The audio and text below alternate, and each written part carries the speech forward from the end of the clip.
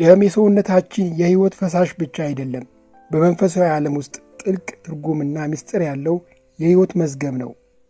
የሥጋ ሕይወት በደም ውስጥ ነውና እንደሚባለው ደም የነፍሳችንን የጉዞ መስመር የተሸከመ መለኮታዊ ምስጢራዊ ኮድ ተደርጎ ይወሰዳል። ብዙ ጥንታውያን ትምህርቶች የደም አይነቶችን ከባህሪ መገለጫዎች፣ ከመንፈሳዊ ስጦታዎችና ከውስጣዊ የኃይል መስመሮች ጋር ያገናኟቸዋል።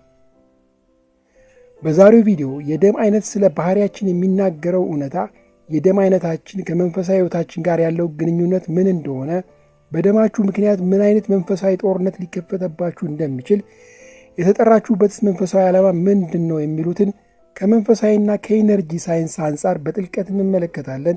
እስከ መጨረሻው አብራችሁን ቆዩ። የደም አይነት ኦ በጣም የተለመደው የደም አይነት ሲሆን የሰው ልጅ የመጀመሪያው የጄኔቲክ መለያ ነው። የደም አይነት ኦ በሳይንሳዊ አቀራረብ ከሌሎች የደም አይነቶች ጋር ሲነጻጸር ጥንታዊ የደም አይነት እንደሆነ ይታመናል። የደም አይነት ኦ የሆኑ ሰዎች እንደ ተፈጥሯዊ መሪ ተደርገው ይታያሉ። ማኅበራዊ፣ በጣም ተግባቢ፣ በራሳቸው የሚተማመኑ፣ ግልጽና የንግግር ችሎታ ያላቸው ናቸው። ሌሎችን የማነሳሳትና የመምራት ችሎታ አላቸው። የትኛውንም አይነት ሰው በቀላሉ መቅረብና ማግባባት ይችላሉ። የቡድን መሪ መሆን ይችላሉ። ዓላማቸውን ለማስፈጸም ቁርጠኛ ናቸው። መሰናክሎችን አይፈሩም። ጥሩ አድማጭና ተጫዋች ስለሆኑ ሰዎች አብረዋቸው ሲሆኑ ይደሰታሉ። የደም አይነት ኦ ያላቸው ሰዎች አዲስ ሐሳብና አዲስ የሕይወት አቅጣጫን በመጀመር ረገድ በጣም ጠንካራ ናቸው። ሌሎች የፈሩትን መንገድ እነሱ ይረግጡታል። ብዙውን ጊዜ በቤተሰብ ወይም በጓደኞች ክበብ ውስጥ የመጀመሪያው ተናጋሪ ወይም ችግር ፈቺ የሚሆኑት እነሱ ናቸው። የሕይወት ጎዳናቸው ብዙውን ጊዜ ሰፊውን ማኅበረሰብ ሊጠቅሙ ወደሚችሉ የረድኤት ሥራዎች፣ ሰብአዊ ተልእኮች ወይም መንፈሳዊ ጥሪዎች ይመራቸዋል። በመንፈሳዊ ረገድ እነዚህ ሰዎች በተፈጥሯቸው መንፈሳዊ ተዋጊዎች ናቸው። በጸሎት ሰዓት ከፍተኛ ጉልበት አላቸው። ጸሎታቸው ፈጣን ነው፣ ምላሽ ያገኛል። የጨለማው ዓለም እነዚህን ሰዎች በተስፋ መቁረጥና በሐዘን ለማጥቃት ይሞክራል። ምክንያቱም ጥንካሬዎቻቸውን ካጡ ብዙዎቹን ነፃ የማውጣት አቅማቸው ይዳከማል። ሌሎችን መምራት፣ መሰናክሎችን መስበርና መንገዶችን መጥረግ መንፈሳዊ ተልኳቸው ነው። እነዚህ ሰዎች በሰውነታቸው ውስጥ ከፍተኛ የሆነ ባዮኤሌክትሪክ ንዝረት አላቸው። በጸሎት ወይም በተመስጦ ጊዜ ንዝረት ወይም ብርሃን ጉልበቱ ይቀየራል። ይህ ጉልበት በዙሪያቸው ያለውን መንፈሳዊ ድባብ የመቀየር የመፈወስና የጨለማን ኃይል የማባረር አቅም አለው። ለዚህም ነው መንፈሳዊ ተዋጊ የሚባሉት። የጨለማው ኃይል ሐዘን ከውስጣቸው የሚፈልቀውን ያንን መለኮታዊ እሳት ለማጥፋት ይሞክራል። አንድ የኦ ደም ተሸካሚ ተስፋ መቁረጥ ውስጥ ከገባ የመሪነት ጉልበቱ ይረበሻል።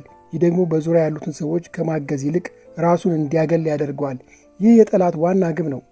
የኦ ደም ያላቸው ሰዎች ብዙውን ሰዎች መንፈሳዊ ሸክም የመሸከም አቅም ስላላቸው እንደ ጋሻ ሆኖ በጸሎታቸው ሌሎችን የመከላከል አቅም አላቸው። በሕይወት ውስጥ ትልቅ ግጭት ወይም አለመረጋጋት ባለበት ቦታ የኦ ደም ያላቸው ሰዎች መገኘት በራሱ ሚዛንን የመመለስ ኃይል አለው። የኦ ደም ያላቸው ሰዎች ችግር አንዳንዴ ራስ ወዳድና ለሌሎች ብዙ ግዴለሽ ይሆናሉ። በቀላሉ ቅናት ውስጥ የመውደቅ ባህሪ አላቸው። ጊዜም በአግባቡ የመጠቀም ችግርም ሊያጋጥማቸው ይችላል። ብዙ ጊዜ እውነትን የመደበቅ ወይም የመዋሸት ዝንባሌ የሚያሳያሉ። አንዳንዴ ስለ ራሳቸው ብቻ የሚያስቡና በሌሎች ላይ የበላይነት ለመፍጠር የሚሞክሩ እብረተኛ ሊሆኑ ይችላሉ። ሁለተኛ የደም አይነት ኤ። የኤ ደም ያላቸው ሰዎች ስርዓትን የሚከተሉ ተብለው ይታወቃሉ። በጣም የተደራጁ፣ የተረጋጉ፣ ታታሪ፣ አስተዋይና የፈጠራ ችሎታ ያላቸው ናቸው። ሕግንና ስርዓትን ማክበር ይወዳሉ። በጣም ታማኝ፣ ስሜታዊ፣ ታጋሽና ለተሰጣቸው ኃላፊነት ከፍተኛ ዋጋ የሚሰጡ ናቸው። በጣም ጥንቃቄ የተሞላበት ውሳኔ ይወስናሉ። ስሜታቸውን መቆጣጠር ይችላሉ። በኃላፊነት ስሜታቸው ስለሚታወቁ እምነት የሚጣልባቸው፣ ደጋፊ፣ ለሰው የሚራሩና ታማኝ አጋሮች ናቸው። ብዙ የኤ ደም ባለቤቶች በተፈጥሯቸው ወደ ስነ ጥበብ፣ ሙዚቃና ጽሕፈትና ሌሎች የራስን መግለጫ መንገዶች ይሳባሉ። እጅግ አሳቢ ከመሆናቸው የተነሳ የሌሎችን ስሜት ልክ እንደ ራሳቸው አድርገው ይሰማቸዋል። ይህ ባህሪያቸው ተፈጥሯዊ ፈዋሾችና ተንከባካቢዎች ያደርጋቸዋል። መንፈሳዊ ድምፅን በቀላሉ የሚሰሙ ናቸው። ጸሎታቸው በጥልቀትና በምስጢር የተሞላ ነው። ነገሮች ከመከሰታቸው በፊት የሆነ ችግር እንዳለ አስቀድሞ የማወቅ ስሜት አላቸው። ይህም ለትንቢትና ህልምን ለመፍታት እጅግ የተካኑ ያደርጋቸዋል። የኤ ግለሰቦች ለውስጣዊ ኃይላት፣ ለስሜቶችና ለማይታየው ረቂቅ ዓለም የላቀ ስሜታዊነት አላቸው። የእነሱ ተፈጥሯዊ የመረዳት ችሎታ በጣም ጠንካራ ከመሆኑ የተነሳ ብዙ ጊዜ አስቀድሞ በማየት በቅድመ ማስጠንቀቂያ ስሜቶች ወይም መናፍስትን የመስማት ተፈጥሯዊ ስጦታ ሆኖ ይገለጣል። ማስተማርና መንፈሳዊ ምስጢራትን ለሌሎች ማካፈል መንፈሳዊ ዓላማቸው ነው። በተፈጥሯቸው እውነትን ፈላጊዎች በመሆናቸው መንፈሳዊውን ዓለም በጥልቀት ለመረዳትና ለመማር ከፍተኛ ፍላጎት አላቸው። ችግራቸው በጣም ስሜታዊ ናቸው። ነገሮች እንደተጠበቁት ካልሄዱ በቀላሉ ጭንቀት ውስጥ ሊገቡ ይችላሉ። ነገሮችን በፍጥነት መጨረስ ስለሚፈልጉ የችኮላና ያለመረጋጋት ችግር አለባቸው። በአእምሮ ጭንቀት፣ በጥርጣሬና በግራ መጋባት ይጠቃሉ። ጠላት ሰላማቸውን በመንጠቅ ከፈጣሪያቸው ጋር ያላቸውን ግንኙነት ለማቋረጥ ይጥራል። ሶስተኛ፣ የደም አይነት ቢ። እነዚህ ሰዎች እንደ ሁኔታው የሚለዋወጥና አስገራሚ ስብዕና ያላቸው ናቸው። ነፃ ሐሳቢ ተብለው ይታወቃሉ። እጅግ ንቁ፣ ቀልጣፋና ነፃ፣ አዝናኝና ኃይል የተሞሉ ናቸው። ያልተገደበ ጉልበት አላቸው። ማራኪ ናቸው። በተለዋዋጭ ሁኔታዎች ውስጥ መላመድ ይችላሉ። ቤተሰቦችን፣ ቡድኖችና ማኅበረሰቡን ያረጋጋሉ። ተቃራኒ የሆኑ ኃይሎችን ሳይናወጡ በአንድ ላይ የመያዝ ብቃት አላቸው።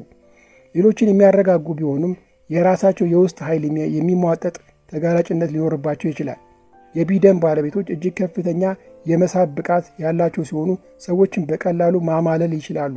ማግኔቲክ የሆነ መገኘት ስላላቸው ሰዎችን የመማረክ ጥበብና የማሳመን ስልቶች ላይ እጅግ የተካኑ ያደርጋቸዋል። ብዙውን ጊዜ እንደ ሙዚቃ፣ ስዕል ወይም ግጥም ባሉ ጥበባዊ መገለጫዎች ላይ ይሳባሉ። ጀብደኛና ጠያቂ በመሆናቸው ለእውቀትና ለአዳዲስ ልምዶች ጉጉት አላቸው። ይህም ብዙውን ጊዜ ወደ ልዩ የሕይወት ጎዳናዎች ይመራቸዋል። በሰዎች አስተያየት አይገደቡም። በራሳቸው የፈጠራ መንገድ መሄድ ይወዳሉ። የእነዚህ ሰዎች ችግር ብዙ ጊዜ የራሳቸውን ፍላጎት ያስቀድማሉ። አንዳንዴ ኃላፊነት የማይሰማቸው ወይም ራስ ወዳድ ሊሆኑ ይችላሉ። የሌሎችን ስሜት ብዙ ግድ የሌላቸው ይሆናሉ። ግልፍተኛ ወይም ያልተጠበቀ ባህሪ ሊኖራቸው ይችላል። በንግግራቸው ረገድ ሰውን የሚያስቀይሙ ሊሆኑ ይችላሉ። በቤተሰብ ኃላፊነት ረገድ አንዳንዴ ግድ የለሽ ሲሆኑ ይታያሉ። እነዚህ ሰዎች መንፈሳዊ ሀሳብን እውን የማድረግ የማኒፌስቴሽን ችሎታቸው ከፍተኛ ነው። በዚህ ምክንያት የቢደም ባለቤቶች ስለሚያስባቸው ሀሳቦችና ስላላቸው እቅዶች በጣም ጥንቃቄ ማድረግ ይኖርባቸዋል። ትኩረታቸውን የሚያደርጉበት ነገር በፍጥነት ወደ እውነታ ይቀየራል። ስለዚህ አእምሮን በንቃት የመጠበቅና የዓላማን ማስተካከል ልምምድ ለእነሱ ቁልፍ ነገር ነው። የቢደም አይነት ባለቤት ከሆንክ የአንተ ኃይል ያለው በአስተሳሰብና በፈጠራ ችሎታ እውነታን በመቅረጽ ብቃት ላይ ነው። አንተ ኃይልን በአንድ ነገር ላይ ስታተኩር ልታሳካው የማትችለው ምንም ነገር የለም። ሰላምን ማምጣት፣ የተሰበሩ ልቦችን መፈወስና አዳዲስ መንፈሳዊ ከፍታዎች ላይ መድረስ የመጡበት መንፈሳዊ ዓላማ ነው። ማንነታቸውን እንዳያውቁ ማድረግ፣ በሁለት ሐሳብ እንዲዋልሉ፣ ብቸኝነት እንዲሰማቸው ማድረግ እና ከሰዎች ጋር ያላቸውን ግንኙነት ማበላሸት የጠላት ዋናኛው ስልት ነው። በሽታን የመከላከል ስርዓታቸው በጣም ጠንካራ ነው። አራተኛ፣ የደም አይነት ኤቢ።